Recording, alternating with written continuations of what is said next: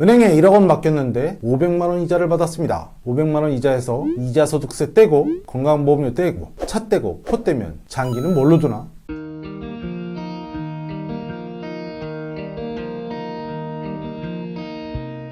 안녕하세요. 연금닥터 김용택입니다. 그동안 건강보험 재정이 좋지 않다는 말은 많이 있어 왔습니다. 그도 그럴 것이 건강보험 재정에 대한 국고 지원이 있어 왔는데요. 올해 말 일몰 규정에 따라서 지원이 종료됩니다. 추가적인 대책이 강구되긴 하겠지만 인구 구조의 급속한 변화에 따른 재정 악화 현상은 건강보험 체계의 적신호인 것만은 틀림이 없습니다.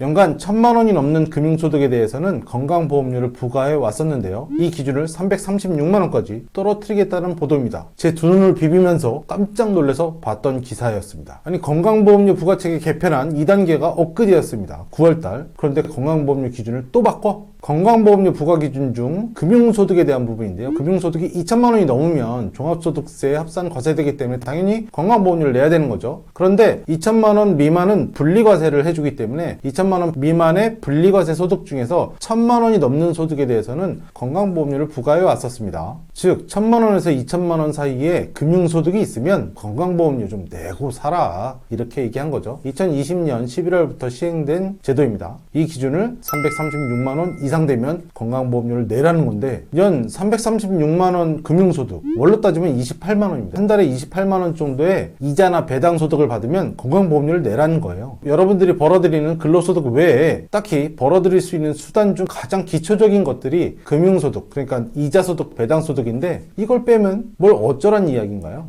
며칠 전 영상에서 저축은행의 예금금리가 6%까지 치솟았다는 이야기를 드렸었는데요. 1억만 맡겨도 연 500만 원의 이자를 받는 시기입니다. 여기서 이자소득세 떼고 건강보험료 떼고 차 떼고 포 떼고 장기는 뭘로 두나? 뿅뿅뿅뿅뿅뿅뿅뿅. 그런데 찾아보니까 이런 내용이 있었습니다. 보건복지부의 보도 설명 자료가 있었네요. 현재 분리과세 금융소득은 1,000만 원 초과 시에만 건강보험료를 부과하고 있으며 이에 대한 부과 기준을 낮추는 방안은 검토한 바 없음이라고 지난달 10월 25일에 보도 설명 자료가 발표되어 있었습니다. 연 336만 원 초과 금융소득에 대한 건강보험료를 부과하겠다라는 떡밥 기사가 설령 오보였다고 하더라도 보건복지부나 건강보험공단에서 이와 같은 생각을 안 해본 것이 아닐 것입니다. 앞으로 건강보험료에 대한 국민의 부담은 점점 더 늘어날 것이고, 건강보험공단의 방침인 소득이 있는 곳에 보험료를 부과한다라는 방침에는 변함이 없기에 우리는 이에 대한 준비를 해야 하겠습니다.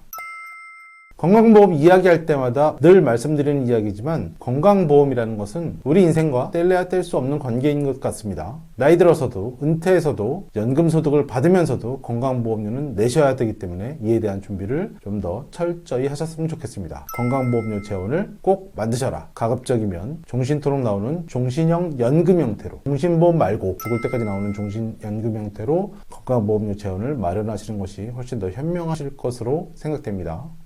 뿅뿅뿅뿅뿅뿅뿅뿅. 이 역시 비과세 한도 내에서 준비하신다면 세금도 안 내고 건보료도 안 내고 꽉 먹고 알 먹고 누이 좋고 매부 좋은 그런 준비가 되실 것 같습니다. 이에 대한 준비 누구 하신다고요? 연금닥터와 상의해서 이에 대한 준비를 해보시기 바라겠습니다. 1600-0456 4560대 연금에 대한 고민을 책임지는 번호 1600-0456으로 전화주셔서 건강보험 문제, 연금에 관한 문제, 국민연금에 관한 문제, 유족연금에 관한 문제, 모든 연금에 대한 토탈 솔루션을 제공해드리고 있으니까 이에 대한 상의를 해보시길 바라겠습니다. 오늘 하루도 수고 많으셨습니다.